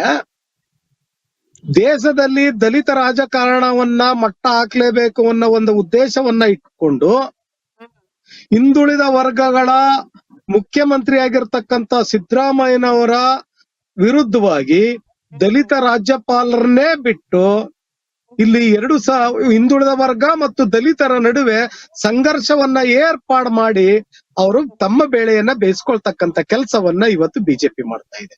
ಹಿಂದೆ ಬಂಗಾರ ಲಕ್ಷ್ಮಣ್ ಅನ್ನುವ ಒಬ್ಬ ರಾಜ್ಯಾಧ್ಯಕ್ಷರಾಗಿದ್ದಂತ ಸಂದರ್ಭದಲ್ಲಿ ಬಿಜೆಪಿಯವರು ಪಾರ್ಟಿ ಫಂಡ್ ಅನ್ನ ನೀವು ಕಲೆಕ್ಟ್ ಮಾಡಿ ಅಂತ ಹೇಳಿ ಅಧ್ಯಕ್ಷರಿಗೆ ಅವಕಾಶವನ್ನು ಕೊಟ್ಟು ನಂತರ ಅವರನ್ನ ಲಂಚವನ್ನ ತಗೊಂಡ್ರು ಅಂತ ಹೇಳಿ ಅವರ ಅಧ್ಯಕ್ಷತೆಯನ್ನ ಮೊಟಕು ಮಾಡಿ ಅವರ ರಾಜಕೀಯವಾಗಿ ಮುಗಿಸ್ತಂತ ಷಡ್ಯಂತ್ರವನ್ನು ನಾವು ನೋಡಿದ್ದೇವೆ. ರಾಷ್ಟ್ರಪತಿಯನ್ನ ದಲಿತರನ್ನ ಮಾಡಿದ್ದೇವೆ ಅಂತೇಳಿ ಇವತ್ತು ಸಂಸತ್ ಭವನದ ಕಾರ್ಯಕ್ರಮಕ್ಕೆ ಅವರನ್ನ ಆಹ್ವಾನಿಸದೆ ಅವರನ್ನ ಹೊರಗಿಟ್ಟು ಸಂಸತ್ ಭವನವನ್ನ ನೀವು ಉದ್ಘಾಟನೆ ಮಾಡಿದಂತ ಉದಾಹರಣೆಯನ್ನು ನೋಡಿದ್ದೇವೆ. ಹಿಂದೆ ಬಿಜೆಪಿಯ ಇವರು ಯಡಿಯೂರಪ್ಪನವರು ಮುಖ್ಯಮಂತ್ರಿ ಆಗಿದ್ದಾಗ ಗೋವಿಂದ್ ಕಾರಜೋಳ ಅಂತ ಒಬ್ಬ ದಲಿತ ಸಮಾಜ ಕಲ್ಯಾಣ ಇಲಾಖೆ ಮಂತ್ರಿಯ ಮುಖಾಂತರವೇ SCP TSP ಕಾಯ್ದೆಗೆ ತಿದ್ದುಪಡಿಯನ್ನ ತಂದಂತ ಉದಾಹರಣೆಗಳನ್ನು ನೋಡಿದ್ದೇವೆ. ಹಾಗಾಗಿ ಬಿಜೆಪಿಯ ಸ್ಪಷ್ಟ ಉದ್ದೇಶ ಏನಿದೆ ಅಂತಂದ್ರೆ ದಲಿತರನ್ನ ಮುಂದಿಟ್ಟುಕೊಂಡು ಕರ್ನಾಟಕದಲ್ಲಿ ಸಿದ್ದರಾಮಯ್ಯನಂತ ಒಬ್ಬ ಸಮಾಜವಾದಿ ಮುಖ್ಯಮಂತ್ರಿಯನ್ನ ಮುಗಿಸ್ತಕ್ಕಂತ ಷಡ್ಯಂತ್ರವನ್ನ ಇವತ್ತು ಬಿಜೆಪಿ ಮಾಡ್ತಾ ಇದೆ ಅನ್ನೋದು ನಮ್ಮೆಲ್ಲರಿಗೂ ಸ್ಪಷ್ಟವಾಗಿ ಗೋಚರ ಆಗಿದೆ. ಯಾಕೆ ಈಗ ನಾವು ರಾಜ್ಯಪಾಲರನ್ನ ದಲಿತರು ಅಂತೇನು ಇಲ್ಲಿ ಏನಾಗ್ತಾ ಇದೆ ರಾಜಕೀಯ ಆಡಳಿತದ ಬಗ್ಗೆ ನೋಡಿ, ಒಂದು ಕಾರ್ಡ್ ಬಳಸಿದಾರೆ ಅಲ್ಲಿ ಮೇಡಮ್ ಒಂದು ಕಾರ್ಡ್ ಬಳಸ್ತಾ ಇದಾರೆ. ಏನಂತಂದ್ರೆ ದಲಿತ ರಾಜ್ಯಪಾಲರಿಗೆ ಅವಮಾನ ಮಾಡಿದ್ರು ಅಂತ ಅದೊಂದು ಕಾರ್ಡ್ ಬಳಸ್ತಾ ಇದಾರೆ ಇವರು ನಮ್ಮನ್ನ ಓಲೈಸಕ್ಕೋಸ್ಕರ. ನಾವಷ್ಟು ದಡ್ರಲ್ಲ. ಯಾಕೆ ಅಂತಂದ್ರೆ ರಾಜ್ಯಪಾಲರಿಗೆ ಗೊತ್ತಾಗಬೇಕಾಗಿತ್ತು ಕರ್ನಾಟಕದಲ್ಲಿ ಸಿದ್ದರಾಮಯ್ಯನವರು SC ST ಸಮಾಜಕ್ಕೆ ಎಷ್ಟೆಲ್ಲಾ ಕೊಡುಗೆಯನ್ನ ಕೊಟ್ಟಿದ್ದಾರೆ, ನನ್ನ ಸಮುದಾಯಕ್ಕೆ ನಾನು ಪರ ವಿರೋಧ ಮಾಡುವಾಗ ಮುನ್ನ ಅದನ್ನ ಅವಲೋಕನ ಮಾಡಬೇಕು, ಸರಿ ತಪ್ಪರ ಬಗ್ಗೆ ಯೋಚನೆ ಮಾಡಬೇಕು ಅನ್ನೋದು ಕನಿಷ್ಠ ತಿಳುವಳಿಕೆ ರಾಜ್ಯಪಾಲರಿಗೆ ಇರ್ಬೇಕಿತ್ತು. ಅದಿಲ್ಲದೇನೆ ಇವರು ಕೇಂದ್ರ ಸರ್ಕಾರದ ಅಧೀನದಲ್ಲಿ ಕೆಲಸ ಮಾಡ್ತಕ್ಕಂತ ರಾಜ್ಯಪಾಲರನ್ನ ಇವತ್ತು ದಲಿತ ಕಾರ್ಡ್ ಬಳಸಿ ನಮ್ಮನ್ನ ಓಲೈಸ್ತಕ್ಕಂತ ಕೆಲಸ ಮಾಡೋದಿದೆಯಲ್ಲ, ಅದು ಸರಿಯಲ್ಲ. ನಾರಾಯಣ ಅವ್ರ, ಈಗ ಭರತ್ ಗೌಡನ ಅವ್ರನ್ನ ಮಾತನಾಡ್ತೀನಿ. ಭರತ್ ಗೌಡ ಅವ್ರ ಏನೋ ಹೇಳ್ಬೇಕು ಅಂತ ಆಗಿಂದ ಮಾತನಾಡ್ತಿದ್ದೀರಿ, ಏನ್ ಹೇಳ್ಬೇಕು ಈ ಒಂದು ವಿಚಾರವಾಗಿ? ಮೊದ್ಲಿಗೆ ನನ್ನ ವಾಯ್ಸ್ ಕೇಳಿಸ್ತಾ ಇದೆಯಾ? ಕೇಳಿಸ್ತಾ ಇದೆ. ಮೇಡಮ್ ಅವರೇ, ದಲಿತರಿಗಾಗಿ, ದಲಿತರ ಏಳಿಗೆಗಾಗಿ, ಅವರ ಮಕ್ಕಳಿಗಾಗಿ ವಿದೇಶದಲ್ಲಿ ವ್ಯಾಸಂಗ ಮಾಡ್ಲಿಕ್ಕೆ ಇಟ್ಟಿದ್ದಂತಹ ದುಡ್ಡನ್ನ ಗ್ಯಾರಂಟಿಗಳಿಗೋಸ್ಕರ ಡೈವರ್ಟ್ ಮಾಡಿದ್ದು ಯಾರು? ದಲಿತರಿಗೆ ಮೀಸಲಿದ್ದಂತಹ STಗಳಿಗೆ ಮೀಸಲಿದ್ದಂತ ವಾಲ್ಮೀಕಿ ನಿಗಮದ ಹಣವನ್ನ ಅವರ ಚುನಾವಣೆ ಖರ್ಚು ವೆಚ್ಚಗಳಿಗಾಗಿ ಹಗರಣ ಮಾಡಿಕೊಂಡು, ಇಲ್ಲ ಅದು 187 ಕೋಟಿ ಅಲ್ಲ, ಅದು 89 ಕೋಟಿ ಅಂತ ಮಾನ್ಯ ಮುಖ್ಯಮಂತ್ರಿಗಳಿಗೆ ಒಪ್ಕೊಂಡಿದ್ದು ದಲಿತರಿಗೆ ಮಾಡಿದ್ದಂತ ಅವಮಾನ ಅಲ್ವಾ? ದಲಿತರಿಗಾಗಿ ಮೀಸಲಿಟ್ಟಿದ್ದಂತ SC ST ನಿಗಮಕ್ಕೆ ಮೀಸಲಿಟ್ಟಿದ್ದಂತ ಸಮಾಜ ಕಲ್ಯಾಣ ಮೀಸಲಿಟ್ಟಿದ್ದಂತಹ ಸಾವಿರಾರು ಕೋಟಿ ದುಡ್ಡನ್ನ ಅವರ ವ್ಯಾಸಂಗಕ್ಕಾಗಿ, ಉನ್ನತ ವ್ಯಾಸಂಗಕ್ಕಾಗಿ ಇಟ್ಟಂತ ದುಡ್ಡನ್ನ ಇವರು ಗ್ಯಾರಂಟಿಗಳಿಗೋಸ್ಕರ ಡೈವರ್ಟ್ ಮಾಡ್ಕೊಂಡಿದ್ದು ದಲಿತರಿಗೆ ಮಾಡಿದ್ದಂತ ಅವಮಾನ ಅಲ್ವಾ? ಇವರು ದಲಿತ ಮುಖಂಡ್ರ? ಇವರು ದಲಿತರ ಏಳಿಗೆಗೋಸ್ಕರ ಇರುವಂತ ಮುಖಂಡ್ರ ನಮ್ಮ ಮಾನ್ಯ ಮುಖ್ಯಮಂತ್ರಿಗಳು? ಏನೋ ಕೇಳ್ತಿದ್ದಾರೆ ಭರತ್ ಗೌಡ ಅವರು. ಹೌದು ಮೇಡಮ್. ಮೇಡಮ್ ಅವ್ರೆ, ಈಗ ನೋಡಿ, ಗ್ಯಾರಂಟಿ ಯೋಜನೆಗಳಿಗೆ ಹೇಳಿ. ಸಾವಿರಾರು ಕೋಟಿನ ಬಳಸ್ಕೊಂಡಿದ್ದಾರೆ ಅಂತ. ಹೌದು, ನಾವು ಅದನ್ನ ಇಲ್ಲ ಅಂತ ಹೇಳ್ತಾ ಇಲ್ಲ.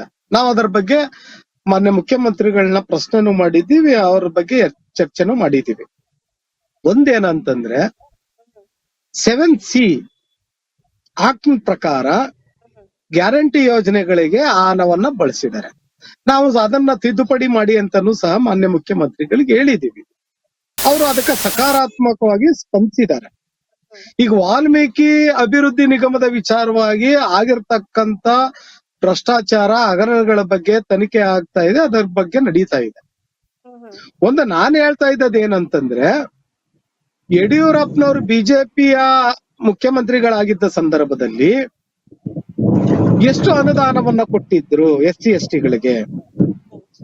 ಇವತ್ತು ಮುಖ್ಯಮಂತ್ರಿಗಳಾಗಿರ್ತಕ್ಕಂಥ ಸಿದ್ದರಾಮಯ್ಯನವರು ಕೊಟ್ಟಿರತಕ್ಕಂತ ಅನುದಾನಗಳು ಎಷ್ಟು ಅನ್ನೋದನ್ನ ನಾವು ಮೊದಲನೇದಾಗಿ ತಿಳ್ಕೋಬೇಕಾಗಿದೆ. ಜೊತೆಗೆ ಭರತಗೌಡ್ರೆ ಒಂದ್ ನಿಮಿಷ ಹೇಳಕ್ ಬರ್ತಾ ಇದ್ದೀನಿ. ಭರತಗೌಡ್ರೆ, ಅಲ್ಲ ವಿಷಯವನ್ನ ಸಂವಿಧಾನಕ್ಕೆ ಅತ್ಯಂತ ಗೌರವವಾಗಿ ನಡೆಸಿಕೊಂಡಿದ್ದು ಸಂವಿಧಾನವನ್ನ ಕಾಂಗ್ರೆಸ್ ಮತ್ತೆ ಈಗಿನ ಮಾತನಾಡಿ ಯಾಕೆ ಪದೇ ಪದೇ ಅವ್ರು ಮಾತನಾಡ್ಬೇಕಾದ್ರೆ ಕೇಳಿಸ್ಕೊಳ್ಳಿ ಅವ್ರೇನ್ ಹೇಳ್ತಾ ಇದ್ದಾರೆ. ಕಾಂಗ್ರೆಸ್ ಅವತ್ತಿನಿಂದ ಸೊ ದಯವಿಟ್ಟು ಹೇಳಿಕೆಗಳನ್ನ ಕೊಡ್ಬೇಕಾದ್ರೆ ಸರಿಯಾದ ಹೇಳಿಕೆಗಳನ್ನ ಕೊಡಿ. ದಲಿತರಿಗೆ ಅವಮಾನ ಯಾವ್ದು ತಪ್ಪಿದೆ ಹೇಳಿ.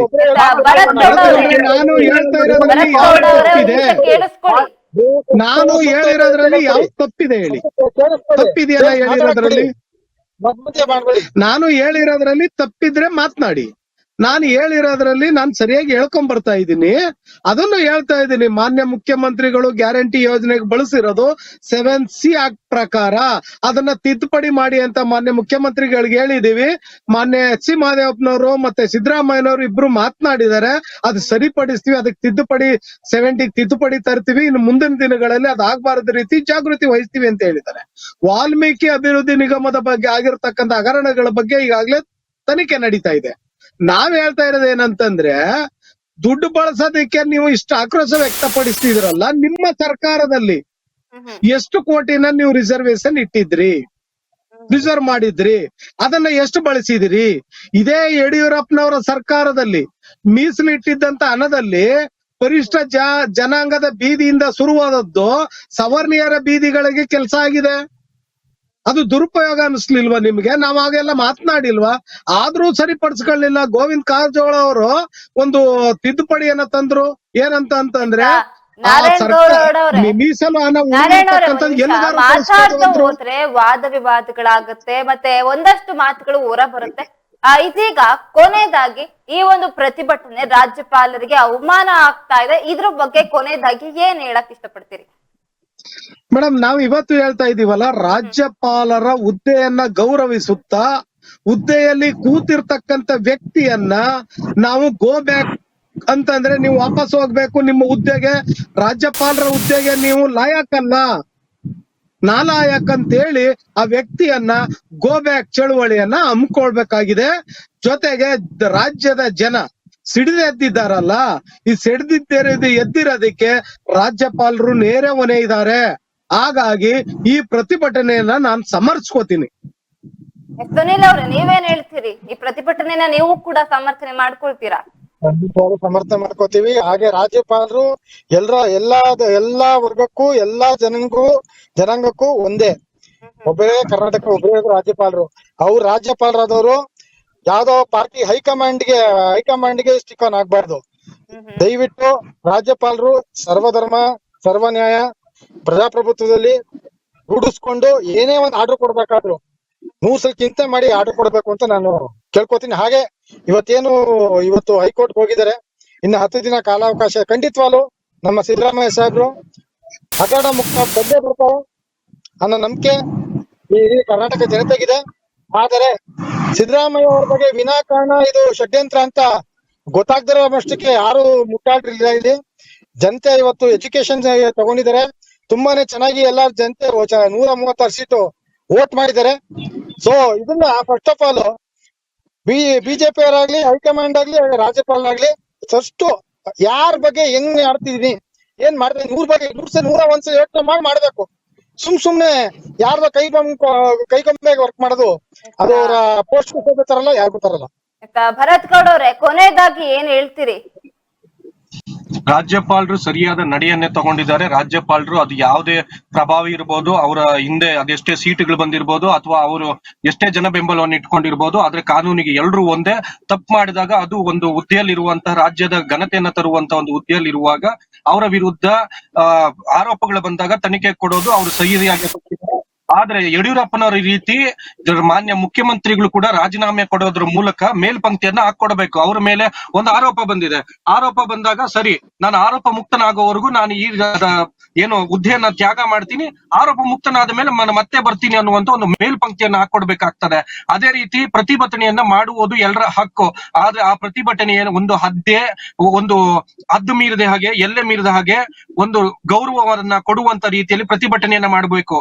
ಅದು ಬಾಬಾ ಸಾಹೇಬರು ಕೂಡ ಹಾಕೊಟ್ಟಂತ ಹಾದಿ, ಆ ಹಾದಿಯನ್ನ ಫಾಲೋ ಮಾಡೋರು ಎಲ್ರೂ ಅಷ್ಟೇ. ಅದು ಒಂದು ಸಂಸ್ಕಾರಯುತವಾಗಿ, ಒಂದು ಗೌರವಯುತವಾಗಿ ನಡ್ಕೊಂಡು ಹೋಗುವಂತ ರೀತಿಯಲ್ಲಿ ಇರಬೇಕು. ರಾಜ್ಯಪಾಲರು ಯಾವುದೇ ತಪ್ಪನ್ನ ಮಾಡ್ಲಿಲ್ಲ, ರಾಜ್ಯಪಾಲರು ಒಂದು ಅನುಮತಿಯನ್ನ ಕೊಟ್ಟಿದ್ದಾರೆ ಅಷ್ಟೇ. ಅದು ಸರಿಯಾಗಿ ಇದೆ, ಕಾನೂನು ರೀತಿಯಲ್ಲಿ ಸರಿಯಾಗಿದೆ, ರಾಜ್ಯಪಾಲರು ಮಾಡಿರೋದು ಕರೆಕ್ಟ್ ಆಗಿದೆ ಅಂತ ಹೇಳ್ತಾ, ರಾಜ್ಯಪಾಲರನ್ನ ಮೂಲಕ ನಾನು ಈಗಲೂ ಒತ್ತಾಯ ಮಾಡ್ತೇನೆ, ಮಾನ್ಯ ಮುಖ್ಯಮಂತ್ರಿಗಳೇ, ನಿಮ್ಮ ಮೇಲೆ ಆರೋಪ ಬಂದಿದೆ, ನೀವು ದಯವಿಟ್ಟು ರಾಜೀನಾಮೆಯನ್ನ ಕೊಡಿ, ಆರೋಪ ಮುಕ್ತರಾಗಿ ಬಂದು ಆ ಹುದ್ದೆಯನ್ನು ಅಲಂಕಾರ ಮಾಡಿ, ಅಲ್ಲಿವರೆಗೂ ತನಿಖೆಯನ್ನು ಎದುರಿಸಿ ಅಂತ ಹೇಳ್ತಾ, ಮತ್ತೆ ಜನ ಇವತ್ತು ರೋಸಿ ಹೋಗಿದ್ದಾರೆ. ಮಾನ್ಯ ಮುಖ್ಯಮಂತ್ರಿಗಳ ಆಡಳಿತವನ್ನ ನೋಡಿ, ಇವರ ಸ್ಟಂಟ್ಗಳನ್ನ ನೋಡಿ, ಇವರು ಬೀದಿಯಲ್ಲಿ ಅವರೇ ಆಡಳಿತ ನಡೆಸಬೇಕಾಗಿರೋರು, ಕಾನೂನು ರೀತಿಯಲ್ಲಿ ನಡ್ಕೊಬೇಕಾಗಿರೋರು, ಕಾನೂನನ್ನ ಮೀರಿ ಬೀದಿಗಳಿಗೆ ಬಂದು ರಸ್ತೆಯಲ್ಲಿ ಬೆಂಕಿಗಳನ್ನಿಟ್ಟು ರಾಜಭವನಕ್ಕೆ ನುಗ್ತೀನಿ ಅಂತ ಇರೋದು ರಾಜ್ಯದ ಜನತೆಗೆ ಗೊತ್ತಾಗಿದೆ. ನೀವು ಯಾವಾಗ ಅಧಿಕಾರಕ್ಕೆ ಬರ್ತೀರೋ ಇಲ್ಲ ಅಧಿಕಾರವನ್ನ ಕಳ್ಕೊತೀರಿ ಅಂತ ಗೊತ್ತಾಗ್ತದಲ್ಲ, ಆವತ್ತು ನಿಮ್ಮಷ್ಟು ಕ್ರೂರಿಗಳು ಯಾರು ಇರೋದಿಲ್ಲ ಅನ್ನೋದು ರಾಜ್ಯದ ಜನತೆಗೆ ಗೊತ್ತಿದೆ. ದಯವಿಟ್ಟು ನೀವು ಈ ಕೂಡ್ಲೆ ನಿಮ್ಮ ಸ್ಥಾನವನ್ನ ಬಿಟ್ಕೊಟ್ಟು ಎದುರಿಸಿ ಅಂತ ಹೇಳ್ತೀನಿ. ಧನ್ಯವಾದಗಳು. ಇಷ್ಟೊತ್ತು ಇಡನ್ಸ್ ನ್ಯೂಸ್ ಜೊತೆ ನಿಮ್ಮ ಅನಿಸಿಕೆಗಳನ್ನ ಹಂಚಿಕೊಂಡಿದ್ದಕ್ಕೆ ಭರತ್ ಗೌಡ ಅವರೇ, ನಾರಾಯಣ ಅವರೇ, ಮತ್ತೆ ಸುನಿಲ್ ಅವರೇ, ಧನ್ಯವಾದಗಳು.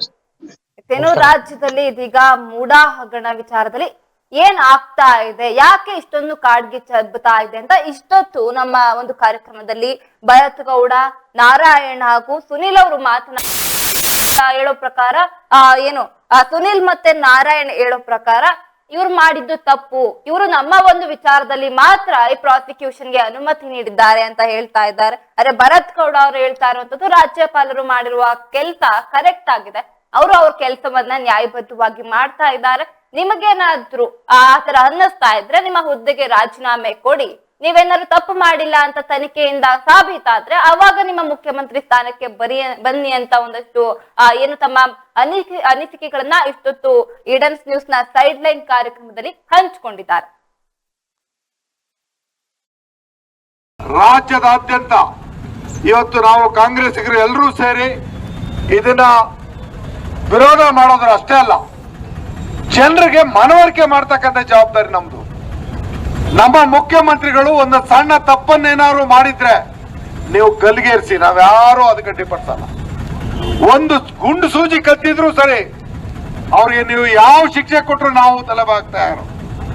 ಆದ್ರೆ ಅವರ ಆಡಳಿತದಲ್ಲಿ ಯಾವ ಲೋಪವೂ ಇಲ್ದಂತೆ, ಅವರ ಒಂದು ಸಹಿನೂ ಇಲ್ದೇನೆ, ಅವರ ಯಾವ ಆಡಳಿತದ ಸಂದರ್ಭದಲ್ಲೂ ಅವರ ಸಹಭಾಗಿತ್ವನೂ ಇಲ್ದೇನೆ, ಯಾವುದೇ ಒಂದು ಒತ್ತಡವನ್ನು ಪಕ್ಷಪಾತ ಅನ್ನೋದು ಅವರ ಜೀವಮಾನದಲ್ಲೇ ಇಲ್ದೇ ಇದ್ರು ಇವತ್ತು ಅವ್ರ ಮೇಲೆ ಇಂಥ ಕ್ಷುಲ್ಲಕ ಆರೋಪವನ್ನ ಈ ಕಾಂಗ್ರೆಸ್ ಪಕ್ಷದ ಸರ್ಕಾರವನ್ನ ಈ ರಾಜ್ಯದಿಂದ ಕಿತ್ತಾಕ್ಬೇಕು ಅನ್ನುವಂತ ಒಂದೇ ಒಂದು ಉದ್ದೇಶ NDA ನೇತೃತ್ವ ವಹಿಸಿರ್ತಕ್ಕಂಥ ಬಿಜೆಪಿ ಮತ್ತು ಅವರ ಮಿತ್ರಕೂಟಕ್ಕೆ ಒಂದು ವೇಳೆ ಅವರು ಹಿಂದಕ್ಕೆ ಕರೆಸದೇ ಇದ್ರೆ, ರಾಜ್ಯಪಾಲರನ್ನು ರಾಷ್ಟ್ರಪತಿಗಳು ಹಿಂದಕ್ಕೆ ಕರೆಸದೇ ಇದ್ರೆ,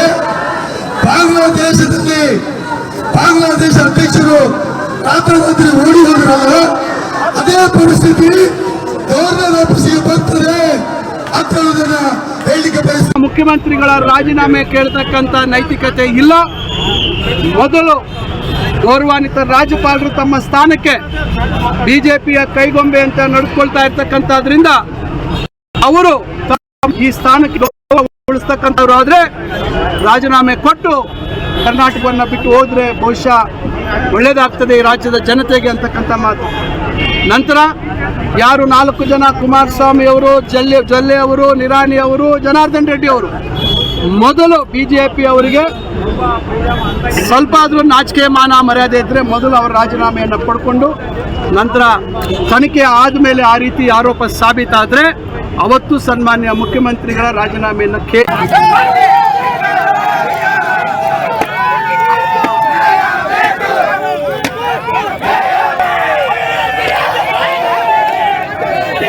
ಸಾಂವಿಧಾನಿಕ ಹುದ್ದೆಯನ್ನು ದುರುಪಯೋಗಪಡಿಸಿರುವ ರಾಜ್ಯಪಾಲರು ಪಂಚಗಾಂಧಿಗಳನ್ನು ತಂದು ಬಡವರ ಆಶಾಕಿರಣವಾಗಿರುವ ಸನ್ಮಾನ್ಯ ಶ್ರೀ ಮುಖ್ಯಮಂತ್ರಿಯವರ ವಿರುದ್ಧ ರಾಜಕೀಯ ಸಂಖ್ಯೆ ಅನುಮತಿ ನೀಡುವುದನ್ನು ವಿರೋಧಿಸಿ ಕನ್ನಡದಿಂದ ಪ್ರತಿಭಟನಾ ರ್ಯಾಲಿಯನ್ನು ಹಮ್ಮಿಕೊಳ್ಳಲಾಗಿದೆ. ಅವಧಿಯಿಂದ ಹಲವಾರು ತಾಲೂಕಿನ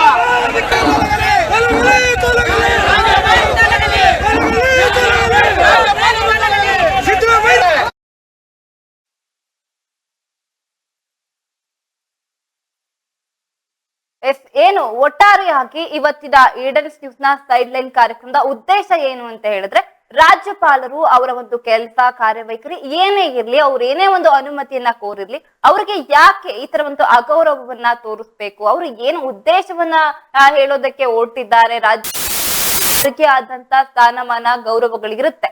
ಆದ್ರೆ ರಾಜ್ಯಪಾಲರು ಏನ್ ತಪ್ಪು ಮಾಡಿದ್ರು ಅಂತ ಹೇಳಿ ಅವರ ಒಂದು ಪ್ರತಿಕೃತಿಗೆ ದಹನ ಮಾಡೋದು, ಅವರ ಒಂದು ಫೋಟೋಗೆ ಚಪ್ಪಲಿನ ತಗೊಂಡು ಹೊಡೆಯೋದು, ಇದು ಎಷ್ಟರ ಮಟ್ಟಿಗೆ ಸರಿ?